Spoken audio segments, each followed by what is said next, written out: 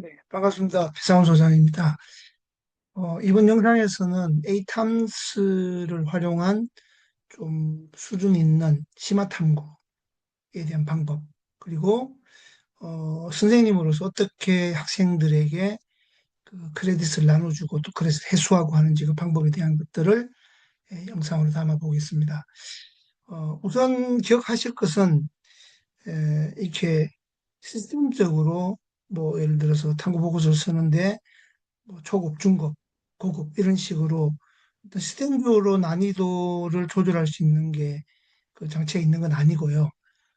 좀, 좀 평범한 과정 디자인하고 풀어내는 과정에서 이 탐스의 인공지능 플랫폼도 이용하지만 실제로 좀 더 정교하게 미리 디자인하고 이제 풀어나는 과정에서 이 탐스의 플랫폼에만 의존하지 말고 예를 들면은 그 참고 자료 같은 거를 활용할 때도 실제로 좀 시간을 두고 단기간에 완성하는 데 목적을 두는 것보다는 실제 자료를 찾고 필요한 자료들에 대한 자기 생각, 그 필요한 부분에 대한 인용 부분을 결정하는 거, 이런 부분들을 이렇게 정교하게 다듬어 가지고 실제로 그 좀 세트로 기록될 수 있도록 정교하게 만드는 거, 이게 핵심인 것 같아요. 그래서 지금 현재 그 활용할 강의 안에도 바로 이 탐수로 들어가지 않고 앞부분에 제가 만든 그 워크북을 하나 이제 포함을 시켰습니다. 제가 직접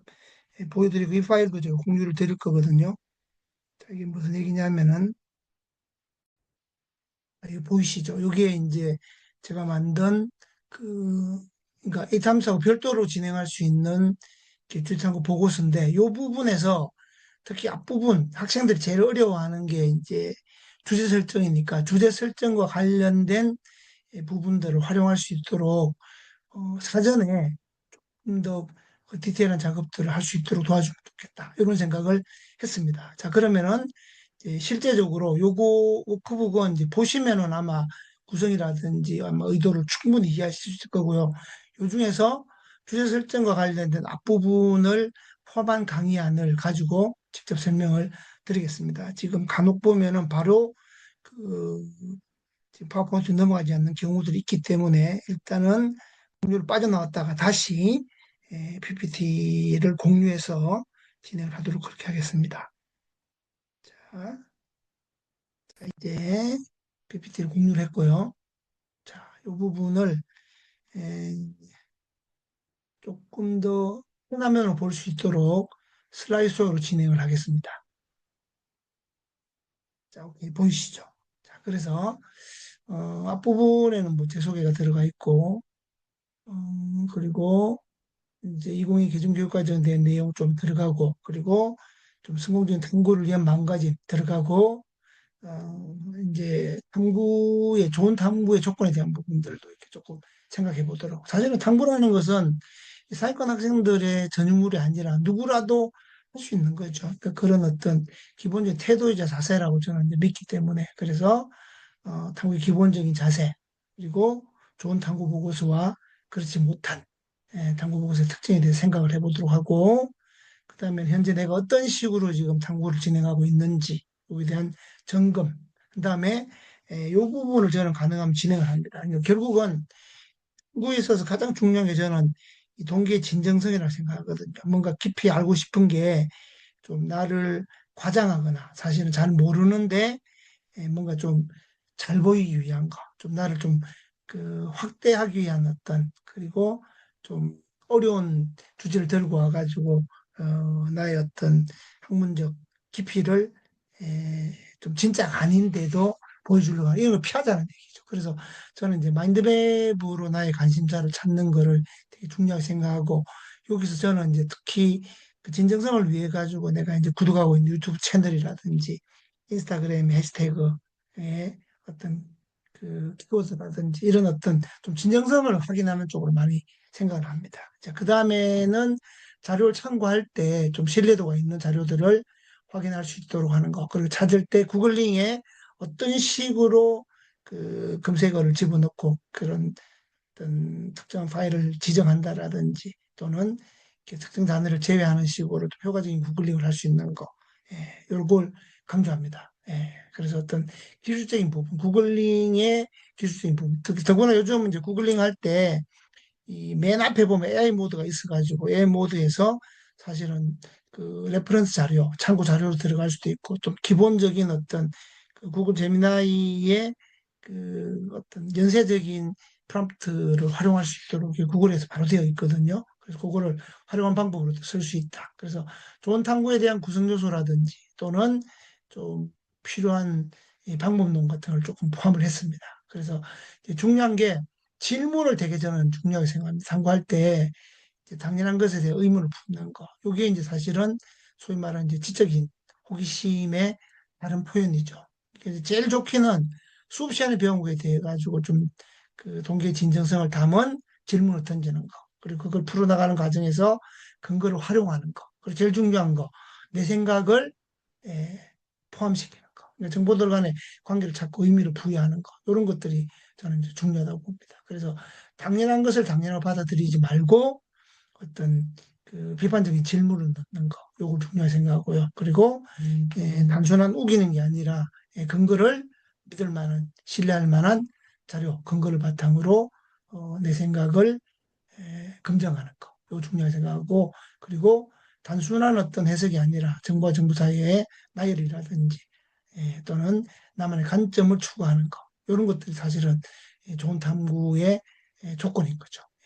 그렇게 하고 기본적인 그 주제를 찾아 나갈 때 중요하게 생각하는 방법이 교집합 전략이라고 하는 것도 하나 포함해 봤고요. 이거는 무슨 얘기냐면은 이제 나의 진로와 관심사, 그리고 수업 시간에 배운 교과 개념, 그리고 현재 핫한 사회적인 이슈, 요거를 이제 교집합 형태로 만들어 가지고 주제로 접근하는 거.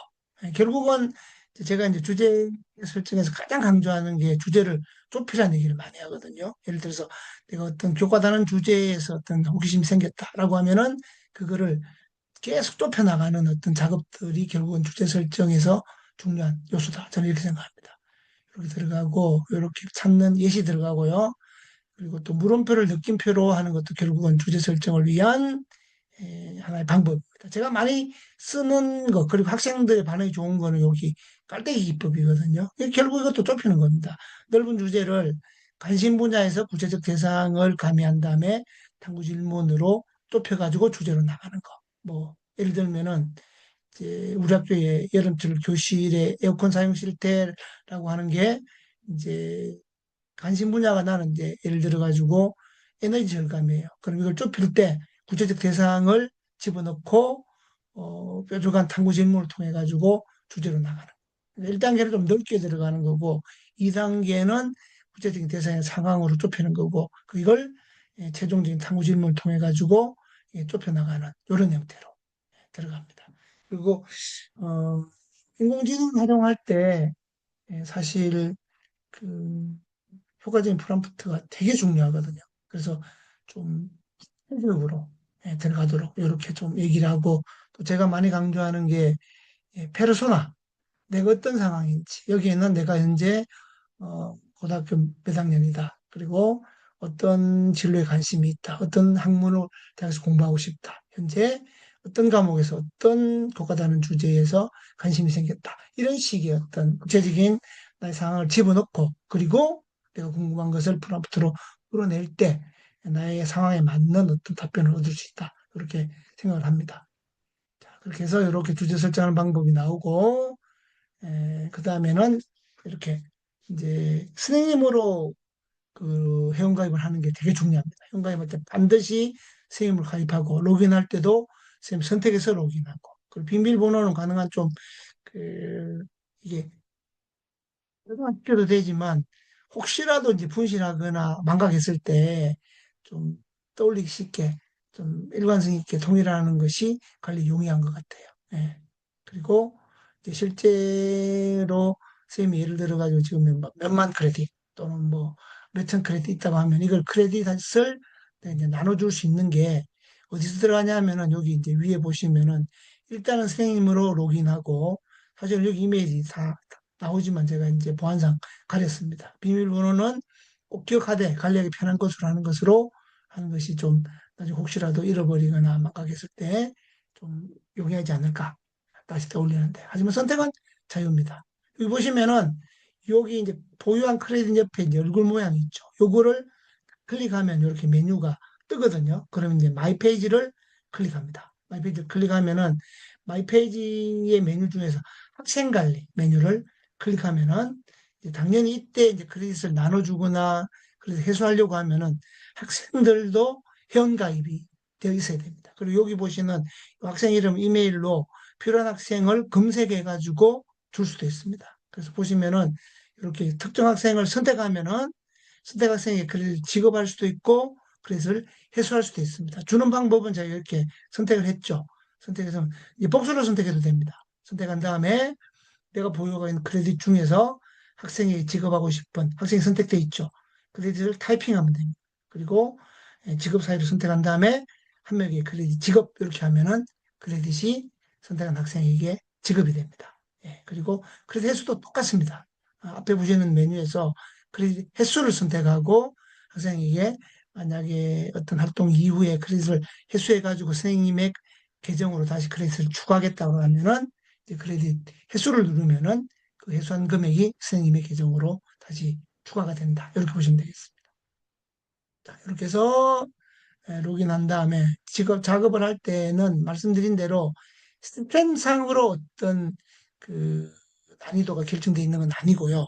그러니까 풀어나가는 방법에서 어, 실제적인 심화 탐구를 끌어내야 됩니다. 그렇게 하려면은 이걸 그냥 주어진 시간에 탐구 보고서를 완성하고 자기평가서 완성하는데 치중하지 마시고 시간을 두고 이렇게 진행하는 것이 좋겠다 생각됩니다. 그리고 이거를 더 잘하려면은 하나의 활동에서 탐구 보고서가 나왔다면은 그 다음에는 후속 활동 형태로 추가를 해가지고 두 개의 탐구 보고서 내용을 예, 취합해가지고 자기평가서를 이제 합친 다음에 전체 흐름을 수업 내용에서 나온 지적 호기심을 탐구로 풀어내고 거기서 배우고 성장한 모습을 기록한 다음에 후속 활동으로 다시 탐구를 진행해서 이게 전체가 취합된 게 한 과목의 교과 세트로 기록될 수 있도록 그렇게 가는 것이 좋은 것 같아요.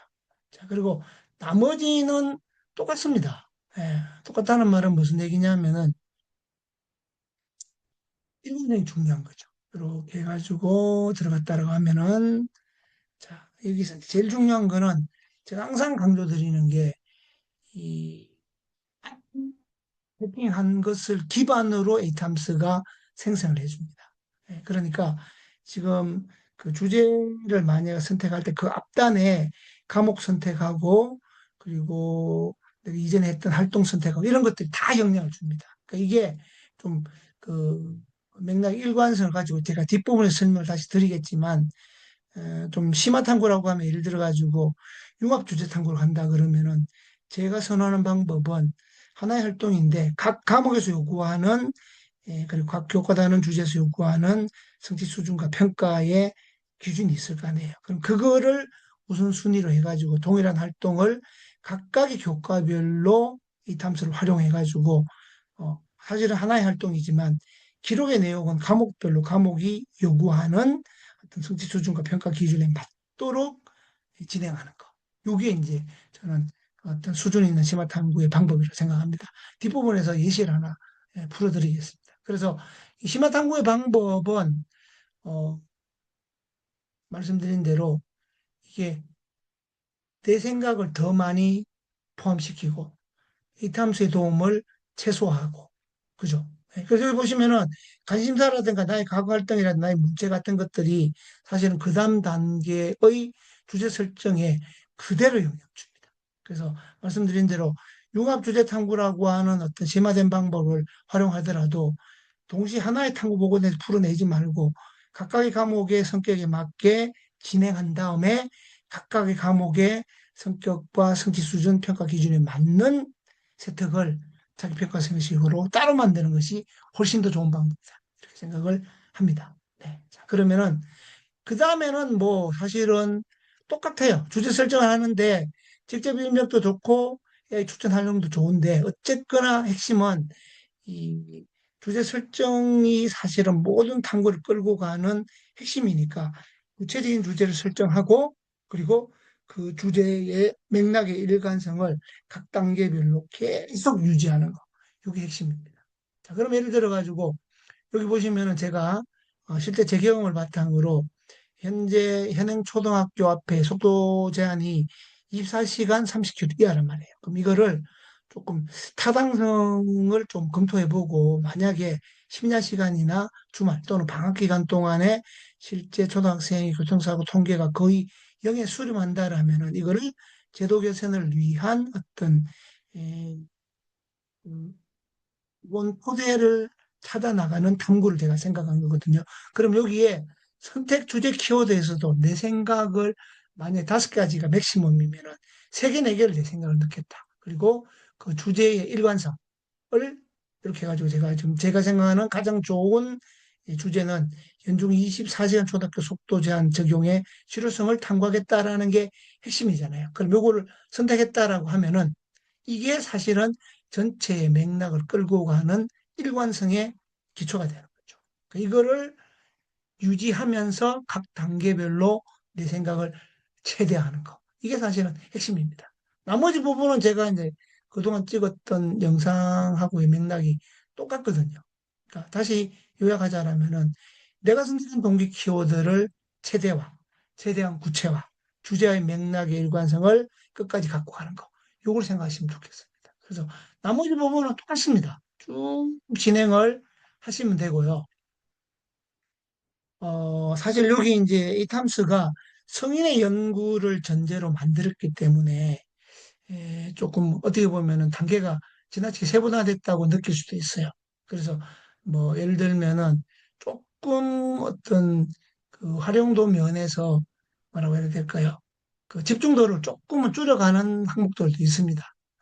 근데 이게 심화 탐구라고 가정하라 하자면은 그 각 단계에 대한 의미가 다 있기 때문에 그거를 좀 생각하면서 고민하면서 간다 그러면은 그 자체가 학생의 어떤 탐구력을 길러주는 방법이 된다. 이렇게 생각합니다. 예를 들어서 연구 방법론도 어, 사실은 다양한 형태의 이 탐구가 가능하잖아요. 그러면 내가 설정한 주제가 어떤 식의 방법을 사용하는 것이 가장 좋은지를 고민해 보게 하는 거. 이게 중요한 것 같아요. 그리고 연구 계획도 똑같죠. 뭐 그러면은 이제 구체적으로 해외 정책 사례를 조사하겠다. 각 그 시간대별로 시기별로 상황별로 기성서 통계를 분석하겠다. 그리고 실제 그 직을 지나는 운전자 대상의 설문을 실시하겠다. 또는 어떤 탄력적 운영에 대한 어떤 박순 자료 같은 거를 탐색하겠다. 이런 것들이 다 종합적인 연구계획에 들어가는 거죠. 그리고 각 단계별로 그 단계의 맨 위에 보시면 그 밑에 그걸 어떤 식으로 진행하는지 어떤 개념인지에 대한 설명이 있거든요. 그걸 보시면은 이해하기가 쉽습니다. 자, 데이터 분석도 똑같습니다. 이 부분에 대한 부분들도 사실은 탐구에서 어떻게 보면은 좀 투머치라고 느낄 수도 있는데 똑같습니다. 여기 보시면 수집한 데이터를 어떻게 분석할 건지 이게 사실은 이제 좋은 탐구, 심화 탐구에서는 중요한 거죠. 그러면은 좀 굳이 집중도 면에서는 그 데이터 분석이라든지 요 뒷부분의 내용들은 조금씩은 집중도 면에서는 예를 들면 나의 생각을 뭐 2개, 3개 정도로 줄여도 상관은 없습니다. 근데 중요한 건 어쨌거나 내가 집어넣은 어떤 그 키워드 직접 추가 내용이 키워드 생성에 영향을 준다라는 것은 기억을 하면 좋겠습니다. 그렇게 해서 데이터 분석이 들어가고 그리고 또 심화 탐구의 조건을 집어넣으려면 각 단계의 내가 직접 입력한 키워드 그리고 인공지능의 이탐스에 도움을 받은 키워드를 맥시멈 5개 들어가면은 그걸 바탕으로 글쓰기를 하면은 여기 앞에 나온 내용을 이 내용을 직접 또 수정이 가능하거든요. 그러니까 각 단계별로 AI가 내가 입력한 키워드, AI가 추천한 키워드로 나온 글쓰기 내용을 무작정 다음 단계로 넘어가지 말고 읽어보고 내 생각을 가미하고 수정하는 작업이 들어가면은 탐구 자체의 완성도 또는 수준이 올라간다. 이렇게 보시면 되겠습니다. 그래서 데이터 분석 계획 들어가고 개발에서도 똑같죠. 이 부분은 무슨 얘기냐면은 자, 이게 이제 실제로 어떤 자원이 필요하고 예산이 돈이 필요한지, 그리고 내가 활용 가능한 자원은 어떤 것들이 있는 것들이 있는지, 사실은 생각하는 게 맞죠. 예, 그래서 뭐 그냥 단순히 투머치로 생각하지 마시고, 좀 프로젝트를 성공적으로 완수하기 위해서 어떤 단계를 거쳐야 되고, 진행 방법은 구체적으로 구체화하는지를 생각해보고 적어내는 거죠. 예, 이렇게 진행합니다.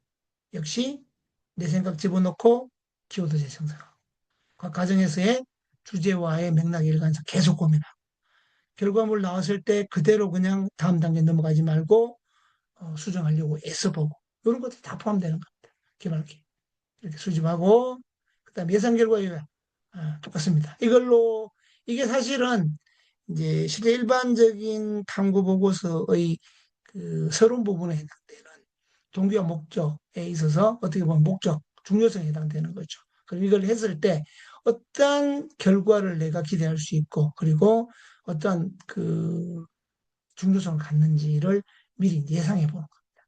자, 그러면 탐구를 통해서 예상되는 결과 연구의 핵심 내용을 요약한다라고 하면은 이게 똑같습니다.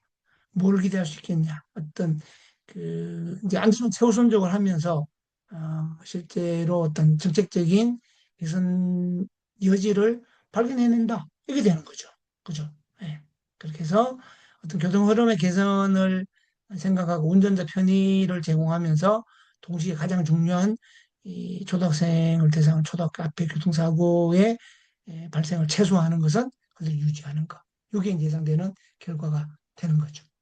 예, 똑같습니다. 그럼 이 부분들도 어, 필요한 부분이 있으면 수정하는 거. 그리고 여기는 그냥 얘가 실제 할루시네이션이 있을 수 있거든요.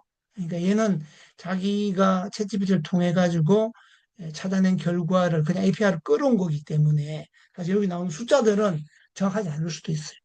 이것도 역시 수준을 끌어올리려면 실제 자료를 찾고 통계를 찾아가지고 반영하는 거. 이게 이제 꼭 필요하겠죠. 그래서 예상 결과 요약 나오고 또 그대로 가져가지 말고 어, 내가 수정할 수 있는 부분 찾아보고 실제 자료를 통해 가지고 예, 수정할 부분과 정확한 근거를 찾아내고 결론 도출도 똑같습니다. 이렇게 해서 결론에 해당되는 부분들을 내가 먼저 집어넣고 키워드는 한 번 생성 안 되면 재생성해도 돼요. 그러니까 전체적인 어떤 맥락의 일관성을 끌고 가는 주제에 대한 생각은 항상 가지고 가야 된다. 이 결론 나온 것들도 그냥 가지 말고 수정할 부분 찾아.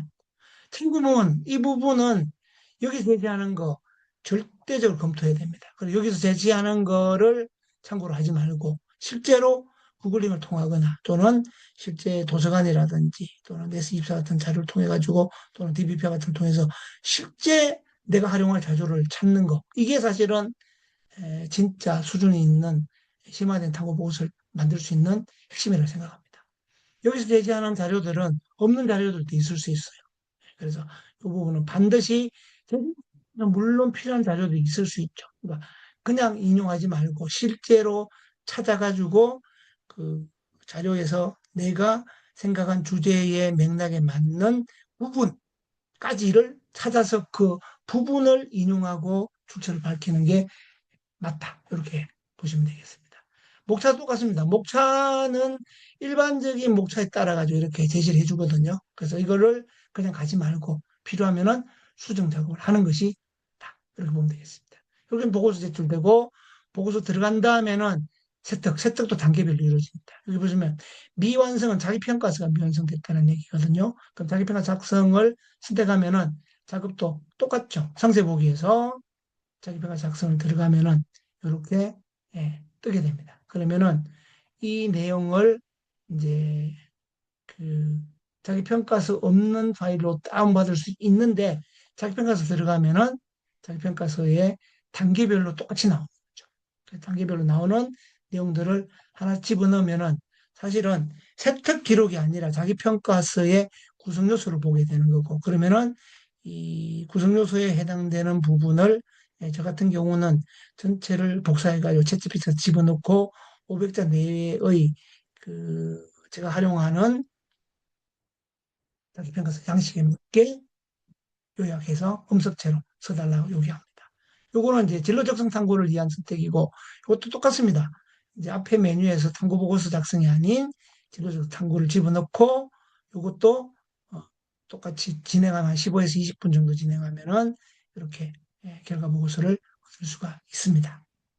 자, 그래서 크게 탐구 보고서와 진로적성 탐구로 들어가고 진로적성 탐구는 과목 선택에서 한양대학교에서 개발한 간단한 계열 성형 검사로도 들어갈 수 있습니다. 그럼 나에게 맞는 어떤 계열인지를 한양대학교에 실제로 개설된 모집 단위 학과 전공에 따라서 아주 간단하게 확인해 볼 수 있는 또 다른 제2의 진로적성 탐구도 있다. 이렇게 보시면 되겠습니다.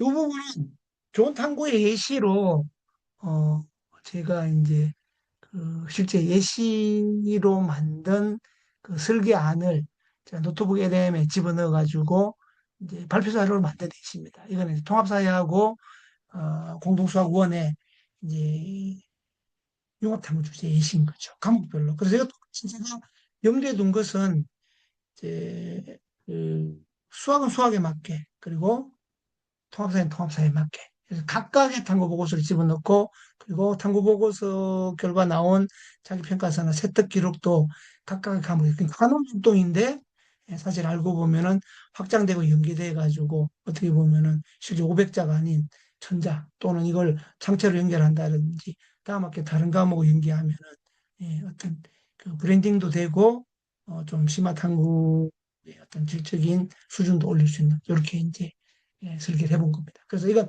뭐였냐면은 사회복지학과를 진학하기를 희망하는데 고등학교 1학년인데 농어촌 독거노인의 어떤 복지 정책이 있어가지고 어떤 재정 지원이라든지 또는 뭐 어떤 방문 지원뿐만 아니라 어, 실제로 동어촌 지역에 독거노인이 늘어나고 있고 또 실제로 우울증이 증가하고 있다라는 어떤 기사를 봤기 때문에 어떤 사회관계망, 사회안전망 확충을 통한 어떤 복지 정책을 펼치는 것이 좀 시대에 맞는 복지 정책이 아닌가라고 하는 생각을 하는 거고 이거를 이제 수학적으로 풀어내는 것은 실제 그 설문조사를 통해 서 우리 지역의 독거노인 통계적인 숫자 그리고 그분들을 대상으로 하는 설문을 통한 데이터 수집, 그 데이터 수집을 에, 통계적 모델링을 통해서 풀어내는 과정. 이렇게 해서 각각의 과목에 맞는 어떤 그 탐구 보고서를 A탐사를 이용해서 진행하고 그리고 그 각각의 과목에 맞는 성취 수준이라든지 또는 또 평가 기준을 맞춰서 결과물을 만들어내는 걸 이렇게 선정을 했습니다. 자, 그러면은 현재 요거는 이제 목표까지 염두에 두고 제가 이제 만들어 본 거거든요. 자, 그래서 실제 현황 분석을 하고 그리고 현재 농어촌 지역에 있어서의 어떤 고령화는 심각하다. 그리고 특히 독거노인 숫자가 매우 늘고 있다. 그러면 당연히 이 과정 속에서도 실제 통계라든지 또는 실제의 책이라든지 또는 논문의 보고서 같은 걸 활용하는 게 되게 중요한 거죠. 이제 그런 과정들을 다 이제 포함했다라고 이제 전제를 한 겁니다. 자, 그래서 이 지금 현재 어떤 가설이라든지 어떤 제안은 재정이나 돌봄을 없애는 게 아니라 사회적 고립과 우울 위험을 방어하기 위한 보완제로서의 관계망을 탐구한다. 이렇게 가는 겁니다. 그래서 이제 우리 지역으로 문제를 끌고 오는 거 이것도 되게 좋은 심화 탐구의 방법인 거죠. 그래서 이렇게 자 사례들 보여주고 이거는 이제 통합사회에서 이제 풀어내는 방법이고 그래서 실제로 농어촌 독거노인의 증가, 사회관계망 약화가 우울 위험에 미치는 영향을 탐구하고 그리고 강림한 기망의 복지 정책의 가능성을 찾아보는 거. 요건 이제 통합사회 방법론인 거죠. 그래서 통합사회원에서는 정책적으로 접근하는 거. 그리고 왜 강경한 기방 정책이 필요한지에 대한 현상의 구조적 원인을 해석하는 거. 그리고 방법론적으로는 무능 검토하고 해외 정책 사례를 비교하는 거. 이렇게 들어가는 거고요. 그리고 이게 이제 무능 사례 비교로 들어가고 우리 지역의 데이터셋으로 가는 거는 공통 수학의 몫인 거죠. 그리고 이걸 정책 제안서하고 발표 포스트로 들어가는 거. 그리고 공동 수학에 있어서는 우리 지역의 정책 필요성이 얼마나 큰가라고 하는 것을 현상에 통계적으로 검증해 가지고 방법은 현상 설문하고 그 데이터처 그러니까 그 코시스에서 시계열 데이터를 분석하는 방법으로 들어간다는 얘기입니다. 그래서 통합사에서는 문제를 재정의하고 문헌 검토하고 사례 선적하고 정책 고정하고 저기 적용할 수 있는 제안으로 가는 형태로 가는 거고 그죠? 이렇게 해서 구체적인 내용이 들어갑니다. 예, 해설이 들어가고 국내 정책 사례 실정 데이터 들어가고. 그래서 통합사회는 이런 식으로.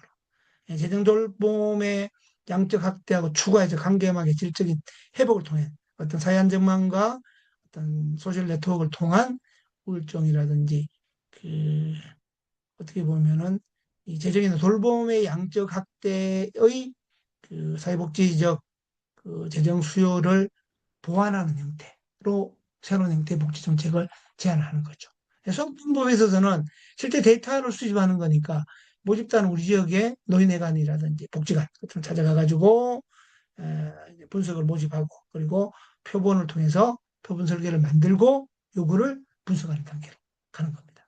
그래서 요거를 이제 양적인 분석 가설로 들어가고 사실은 면대면 인터뷰는 또 나중에 이제 뭐 사회문화 같은 과목으로 들어가면은 이제 사회조사 방법론하고도 연결될 수 있는 거죠. 예, 질적조사, 양적조사로. 예, 이렇게 해가지고 수학은 수학대로 그리고 통사회는 통합사회대로 이렇게 이제 필요한 내용으로. 그래서 설문조사까지도 사실은 다 중요한 그 탐구 과정이 되겠죠. 이렇게 들어가고 데이터를 수집하고 정제하는 과정을 거쳐가지고 이렇게 필요한 방법론 찾고 시각화하고 결과 해석하고 그죠? 이렇게 일정 잡고 예. 그리고 연구윤리에 대한 어떤 내용 추가하고 이걸 정책 제안서로 만들어내고 그러면은 사실 하나의 활동이 각각의 과목에 맞는 형태로 탐구 보고서도 나오고 이렇게 세트까지 나올 수 있는 이런 구조로 보시면 될 것 같습니다.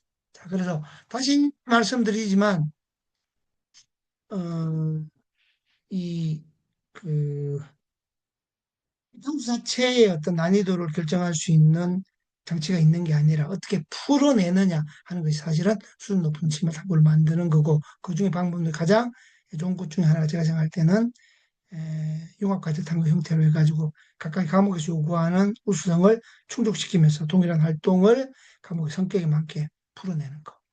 이게 가장 좋은 방법이 아닐까 생각합니다. 그리고 기술적으로는 말씀드린 대로 주제 설정에 있어서의 앞단계의 충분한 사전 작업 들어가고 그리고 또 실제 풀어낼 때 어떤 그 주제를 중심으로 맥락의 일관성을 유지하는 것 그리고 내 생각을 최대한 많이 가미하고 이 탐수에 도움을 최소화하는 것 그리고 나온 결과물을 그대로 다음 단계로 나가는 것이 아니라 고민하고 수정하고 보완하고 이런 작업들을 추구하는 것이 핵심이라고 생각을 합니다. 자, 그래서 여기까지 진행한 걸로 여러분이 실제로 진행하실 때 학생들 지도할 때 도움이 되었으면 좋겠다라는 간절한 바람을 전합니다. 고맙습니다.